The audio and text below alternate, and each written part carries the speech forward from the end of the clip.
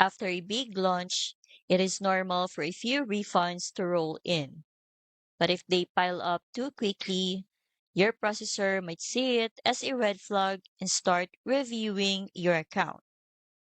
Here's a simple way to stay on top of post-launch refunds. Create a Google Sheet called Refund Log and track each refund by name, date, reason, and amount. This helps you identify patterns, like product confusion or duplicate orders, before they become a problem.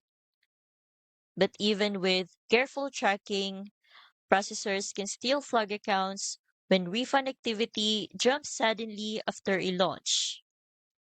That's where EasyPay Direct comes in. Their mitigation system monitors refund and dispute activity in real time, sends early alerts if anything spikes, and gives you the tools to prevent chargebacks before they impact your account. I've linked EasyPay Direct in the description so you can check it out.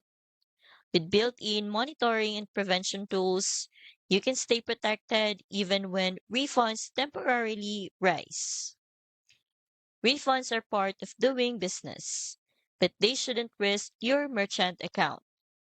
EasyPay Direct helps you manage post-launch surges smoothly and stay in good standing. Use the link in the description to get started today.